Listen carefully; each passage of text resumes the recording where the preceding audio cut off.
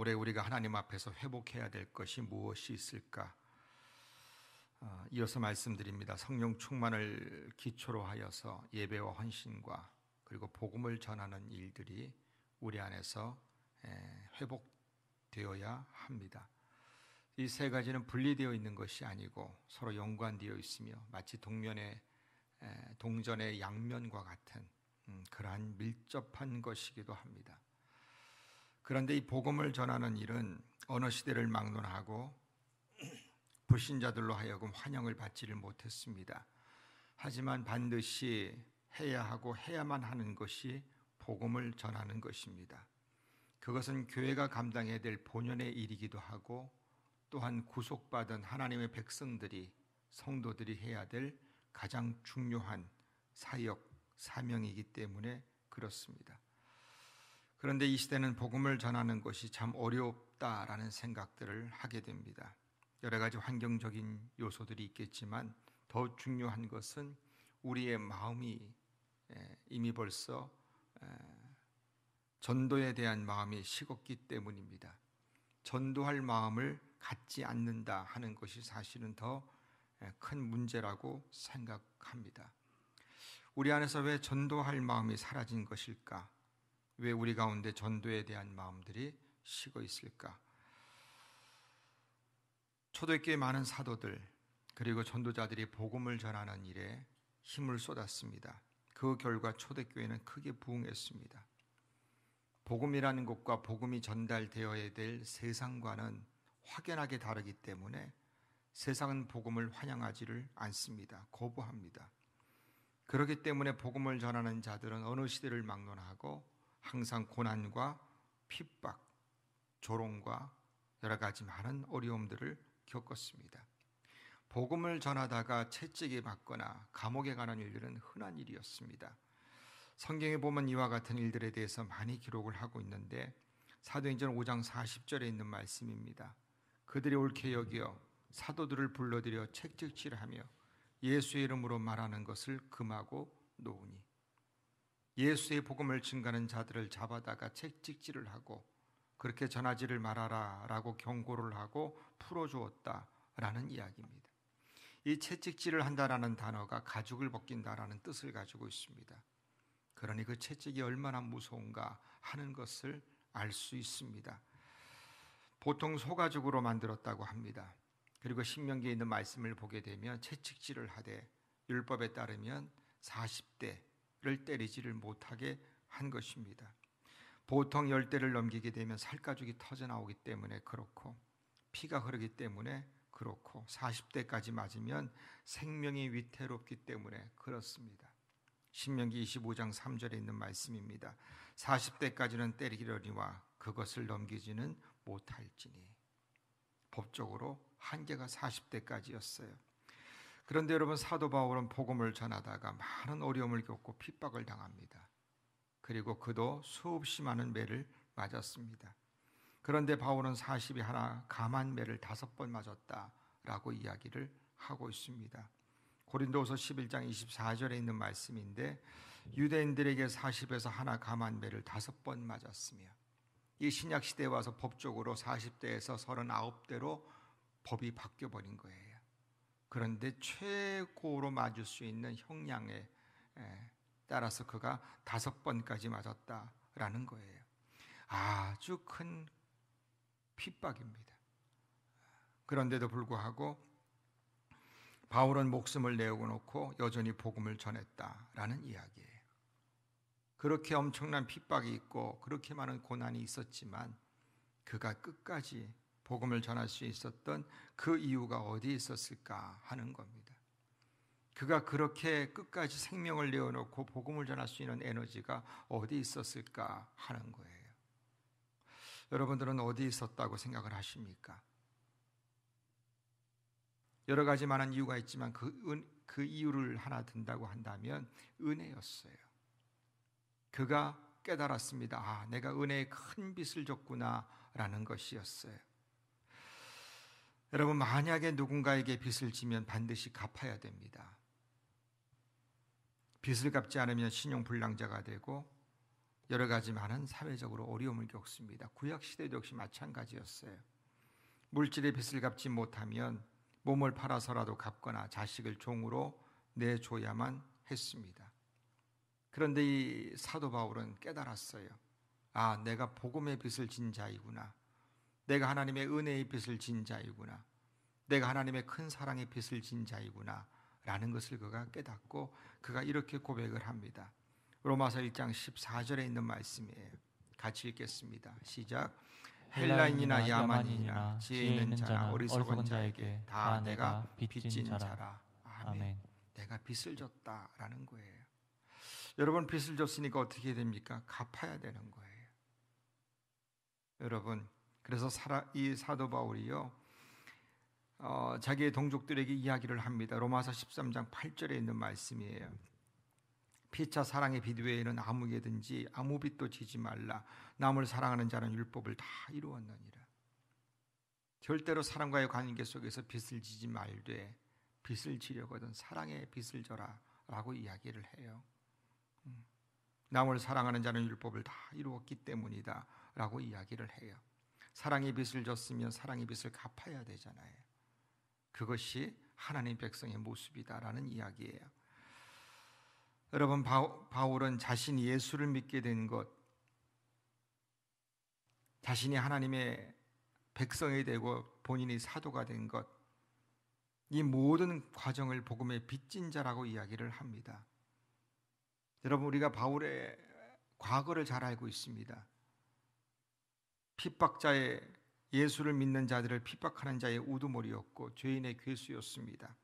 자신이 예수를 믿고 구원받은 것은 아무리 생각해도 놀라운 하나님의 은혜이고 하나님의 축복이라는 사실을 그가 깨닫게 된 겁니다. 하나님의 은혜를 체험하고 나니 내가 지금까지 헛살았구나라는 것을 그가 알았어요.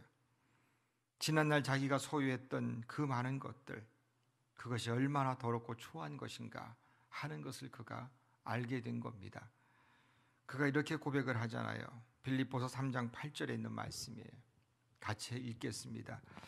또한 모든 것을 해로 여김은 내 주 그리스도 예수를 아는 지식이 가장 고상하기 때문이라. 내가 그를 위하여 모든 것을 잃어버리고 배설물로 여김은 그리스도를 얻고. 아멘.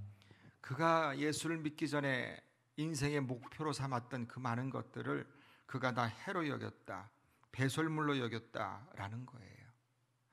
여러분, 예수를 믿으면 변합니다. 변해야 돼요. 변할 수밖에 없어요. 바울이 그 증거였어요.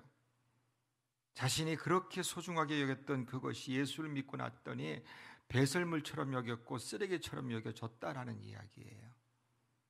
여러분, 배설물은 냄새가 납니다. 쓰레기들은요, 냄새가 나요. 그래서 깨끗하게 청소를 해야 돼요. 바울이 그걸 알았어요. 내가 은혜를 체험하고 나니 내 인생이 얼마나 냄새나는 인생이었는가.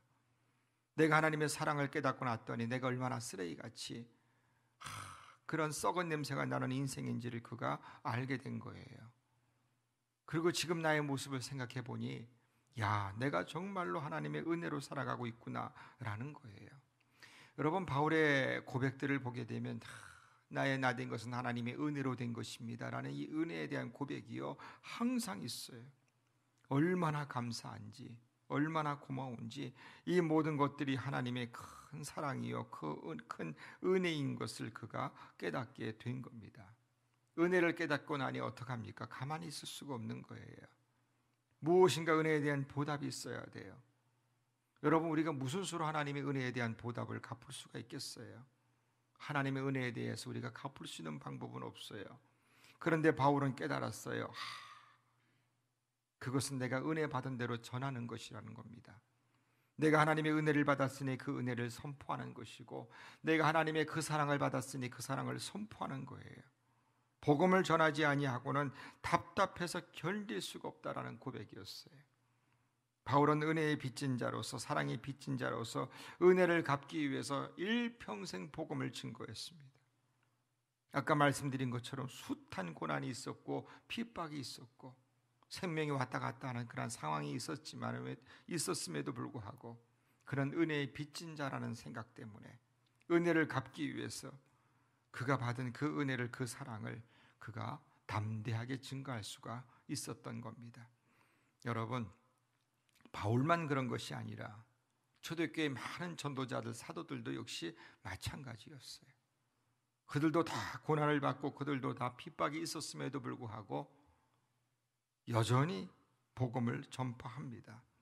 어느 때 어느 곳에든지 날마다 복음을 전하는 일에 매진을 합니다. 이유는 간단해요.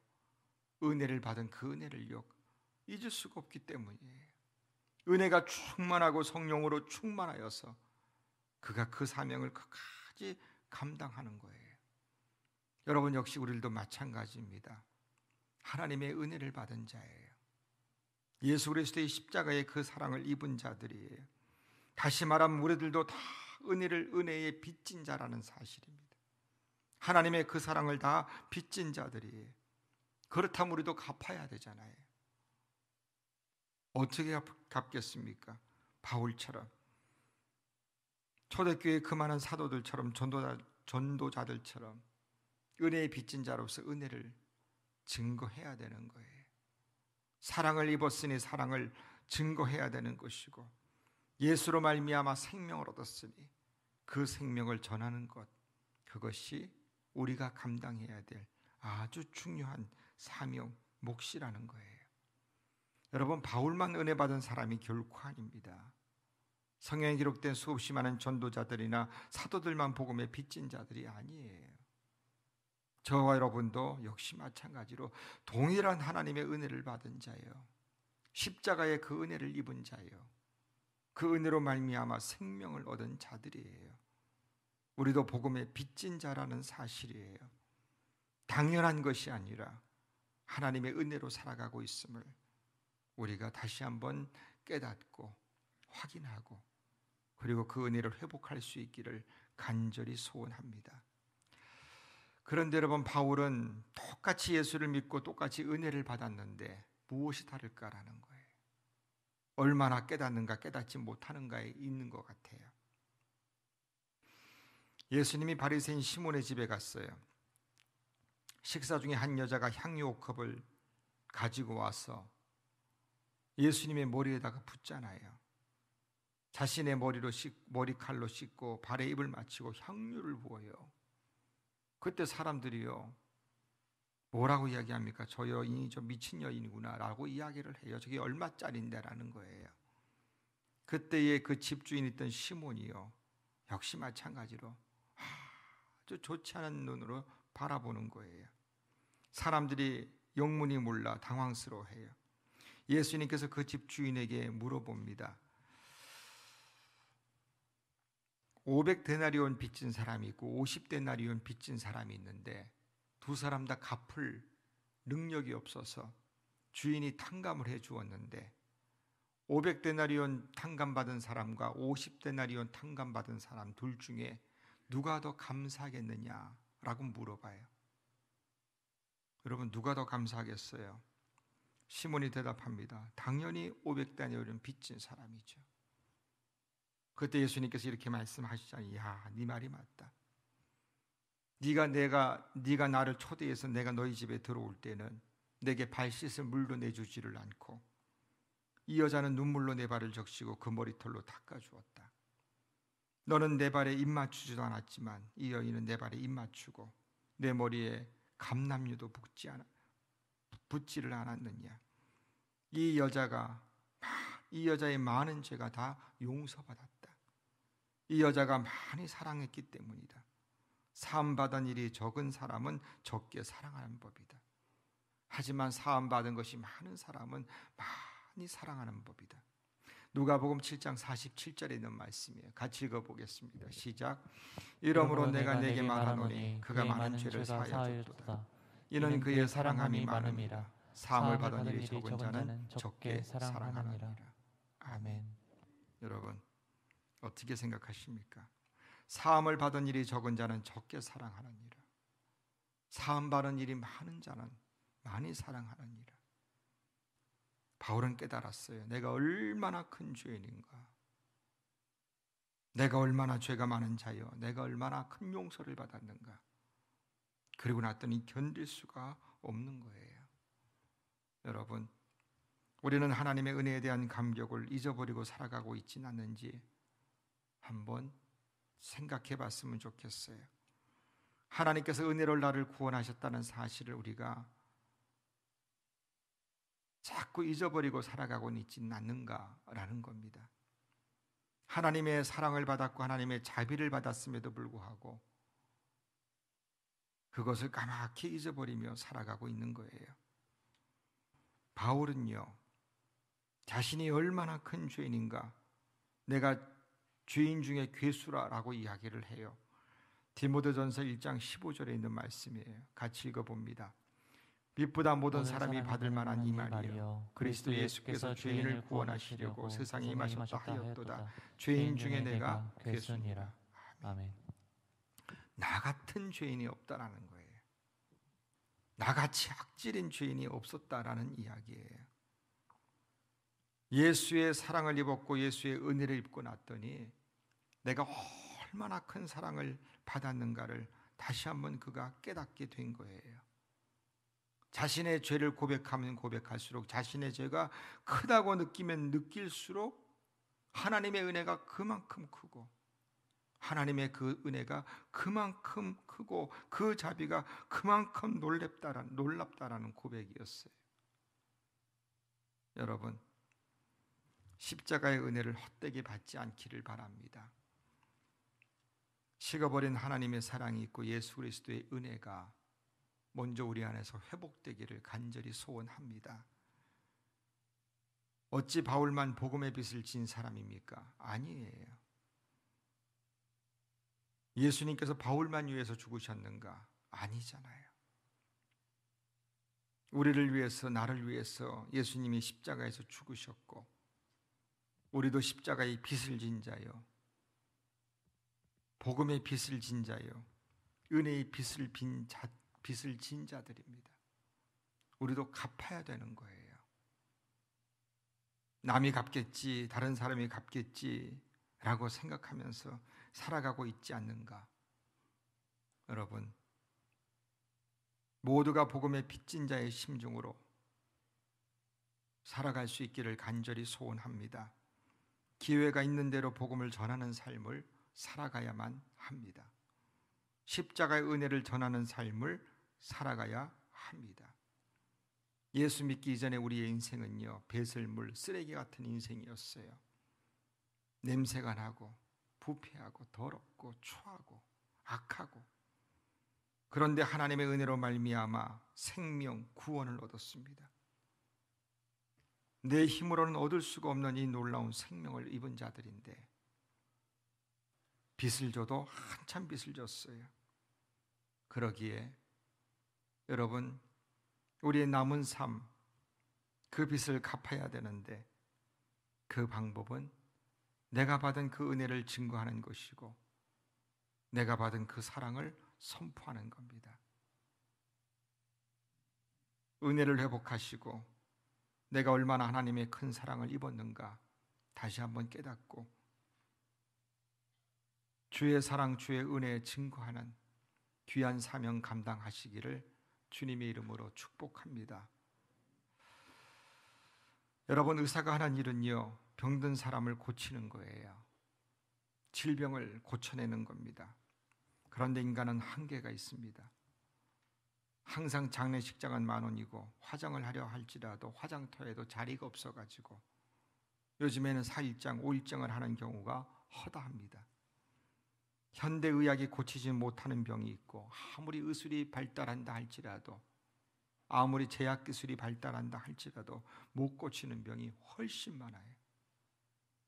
할멈이나 의술이나 의약품이 인간의 영혼을 고칠 수가 있는가? 그럴 수는 없어요. 우리의 인간의 죄의 문제를 고칠 수가 있는가? 결코 없습니다. 죽은 사람을 살려낼 수 있는가? 더더욱 없습니다. 여러분, 바울은요, 이 놀라운 능력이 있구나, 복음의 능력이 있구나 라는 것을 그가 믿고 확신하게 된 거예요. 자신이 바로 그 증인이라는 사실을 그가 알게 된 겁니다. 그래서 그가 복음을 전할 때마다요, 담대하게 전해요. 왜요? 자신이 그 증인이기 때문에 그런 거예요. 복음의 능력을 그가 믿었어요. 예수의 이름에 능력이 있다는 사실을 그가 확신했어요. 그렇기 때문에 어떠한 핍박이 있고 어떠한 조롱이 있다 할지라도 목숨을 내걸 수가 있었던 거예요. 오늘 본문에서도 그 말씀을 하고 있어요. 로마서 1장 16절에 있는 말씀이에요. 같이 읽겠습니다. 내가 복음을 부끄러워하지 아니하노니 이 복음은 모든 믿는 자에게 구원을 주시는 하나님의 능력이 됨이라. 먼저는 유대인에게요 그리고 헬라인에게로다. 아멘. 내가 복음을 부끄러워하지 아니하노니. 여러분, 그 시대는요 복음이 부끄러운 시대였어요. 복음이 조롱을 당하는 시대였어요. 그런데 그가 이렇게 고백하잖아요. 내가 복음을 부끄러워하지 아니하노니. 왜 그런가 하니 이 복음은 모든 믿는 자들에게 구원을 주시는 하나님의 능력이 됨이라. 유대인뿐만 아니라 이방인들도 헬라인들도 다 누구든지 이 복음을 통하여 구원을 얻는구나 라는 절대적인 확신을 갖게 된 것이에요. 그래서 나는 이 복음을 전한다 라는 담대한 선포를 하고 있습니다. 여러분, 바울의 간증이었습니다. 자신이 세상적인 것을 추구했으나 자신이 죽은 자라는 사실을 알았습니다. 예수를 믿고 나오니 그는 죽음에서 생명으로 옮겨졌다는 사실을 그가 확신하게 된 거예요. 야, 이러한 능력이 세상에 존재하지 않는데 바로 이 복음에 있구나, 예수에게 있구나 라는 것을 그가 절대적으로 깨닫게 된 거예요. 자신의 생명 얻었음을 알게 된 거예요. 그래서 그가 고백을 하잖아요. 내가 살아났구나라는 거예요. 여러분, 복음은요, 예수의 이름은요, 개인의 인생을 살려내고요, 복음은요 가정을 구원하고요, 복음은요 사회를 살리고 국가와 민족을 살려냅니다. 예수의 이름이 능력 그 자체이기 때문에 그래요. 많은 사람들이 조롱하고 핍박해도 이 바울은 복음의 능력을 알고 있었기 때문에 나는 복음을 부끄러워하지 아니한다라고 당당하게 선포해요. 십자가에 달려 죽으시며 온 인류의 죄를 대속해 주신 예수 그리스도, 죽은 자 가운데 다시 살아나신 부활의 증인, 믿는 자들의 소망이 되어 주신 예수, 바로 그분이 그분의 능력으로 말미암아 수없이 많은 사람들이 변화되어지고 그 변화로 말미암아 초대교회의 놀라운 부흥의 역사를 이룰 수가 있었던 거예요. 여러분, 예수 그리스도의 이름과 복음의 능력은요 어제나 오늘이나 동일합니다. 초대교회에 있었던 예수, 그분이 우리가 믿는 그 예수예요. 바울이 전했던 복음, 그 복음이 지금 우리들이 전하고 있는 그 복음과 똑같은 거예요. 바울에게만 복음의 능력이 나타난 것이 아니라 그 복음은요 믿는 자들이 증거할 때에 진가를 발휘하는 거예요. 바울은 복음을 부끄러워하지를 않았대요. 우리는 혹시 복음을 부끄러워하고 있지 않은가 라는 생각을 해봤어요. 전도하러 갑시다. 그러면은요 주춤주춤해요. 왜요? 부끄러워서예요. 야, 이 시대에 무슨 전도를 해? 이렇게 추운데 무슨 전도하러 다녀? 저 사람들 저 이상한 사람들 아니야? 코로나 때 무슨 전도를 하러 다녀? 라는 조롱을 들을까 봐 우리가 부끄러워하고 있지는 않는가 라는 생각을 해봤어요. 여러분, 먼저 바울처럼 우리 안에 믿음의 확신이 회복되기를 간절히 원합니다. 그것이 능력이에요. 복음의 능력, 예수 그리스도에 대한 능력, 그 믿음으로 더욱더 담대하게 복음을 증거하시고 복음을 부끄러워하지 아니하시고 당당하게 담대하게 복음을 증거하시기를 주님의 이름으로 축복합니다. 전도하는 일이 먼 옛날처럼 생각되어지고 전도하는 일이 나와는 상관이 없는 것처럼 여겨진 때가 되었어요. 아니요, 우리가 되어버린 것 같아요. 우리 교회가 되어버린 것 같아요. 교회 회복, 교회 성장, 교회 부흥, 전도하는 이가 없는데 어떻게 여러분 교회가 성장하고 어떻게 교회가 부흥합니까? 그런데도 우리는 부흥을 위해서 외치고 성장을 위해서 외쳐요. 그런데 아무도 복음을 전하는 사람은 없어요. 왜일까? 여러분, 우리 주변에 코로나 이후로 보이지 않는 성도들이 많이 있습니다. 코로나가 길어지다 보니 믿음이 연약한 성도들, 믿음을 많이 잊어버렸습니다. 자신의 힘으로 스스로 교회에 나오기가 쉽지 않아요. 어색해서요. 멋쩍어서요. 우리가 다시 찾아야 되고 우리가 다시 연락해야 돼요. 포도원별로, 전도회별로 관심을 가져야 돼요. 그런데 우리는 잘 나오는 사람, 친한 사람에게만 관심을 갖고 소원해진 사람에게는 관심을 잘 갖지를 않아요. 그 사람과 나하고는 상관이 없어 라는 이유 때문인지, 아유 그 사람 교회 안 나올 거야 라는 관심밖에 모습 때문인지, 더 중요한 것은 여러분 우리끼리만이 아니라 잃어버린 영혼이라는 거예요. 실족한 영혼이라는 거예요. 불신자들이라는 사실이에요. 전도 대상자를 품고 전도하는 일에 다시 힘을 모아야 돼요. 먼저 은혜가 우리 안에 회복되어지고, 먼저 믿음이 회복되어져야 되고, 그리고 내가 은혜에 빚진 자인 것을 다시 한번 깨닫고 어떻게 갚을 수 있을까? 하나님 앞에 기도하면서 복음을 증거하는 귀한 사명 열심히 감당하기를 주님의 이름으로 축복합니다.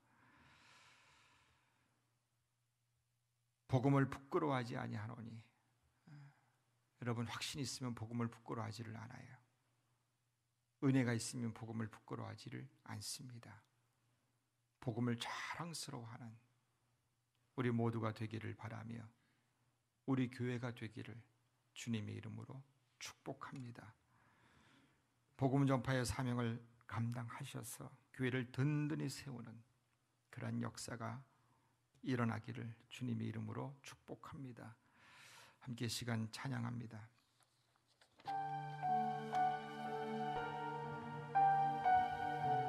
나를 지으신 이가 하나님, 나를 부르신 이가 하나님.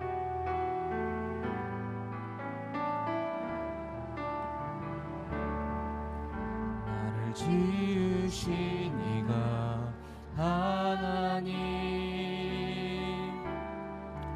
나를 부르신 이가 하나님, 나를 보내신 이도 하나님,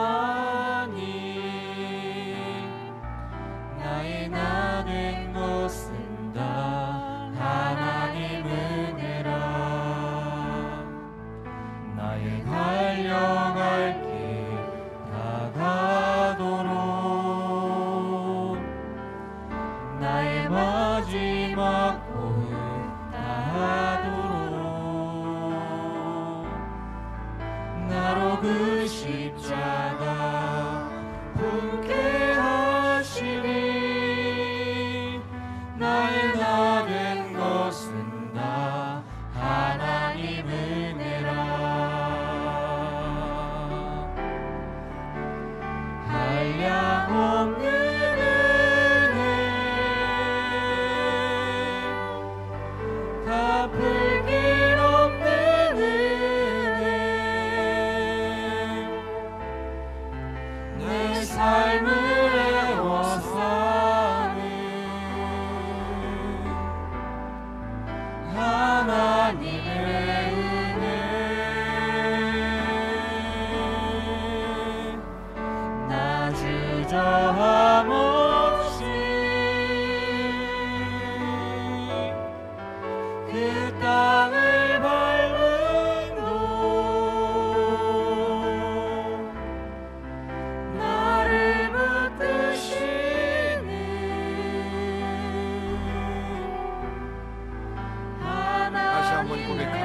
하나님의 은혜, 갚을 길 없는 은혜, 한량없는 은혜, 갚을 길 없는 은혜, 내 삶을 에워싸는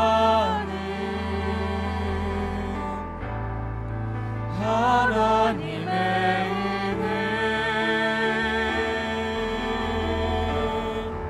나 주저함 없이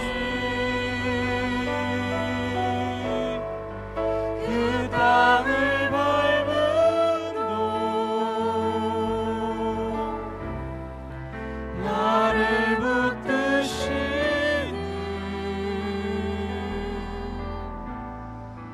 하나님의 은혜. 이 시간 기도합니다.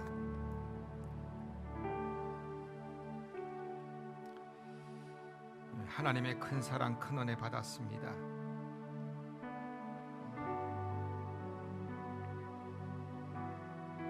그 은혜를 갚을 길이 없는데 하나님 받은 바 은혜를 내가 증거하기를 원하고, 그 받은 사랑 부끄러워하지 아니하고 그 은혜 부끄러워하지 아니하며 예수를 부끄러워하지 않고 담대하게 예수를 증거하기를 원합니다. 하나님 아버지, 우리 안에 잃어버린 영혼들이 많이 있습니다. 우리끼리만 즐거워하고 우리끼리만 모이고 우리끼리만 교제하는 것이 아니라 낙심한 영혼, 상처받은 영혼, 그 영혼들을 주님 앞으로 인도할 수 있도록 관심을 갖고 적극적으로 찾아 나설 수 있도록 주님 은혜를 베풀어 주시옵소서. 한 영혼 돌아오기를 간절히 원합니다. 그 영혼을 통하여 춤추시는 하나님을 바라볼 수 있게 하옵소서. 간절한 마음으로 기도합니다.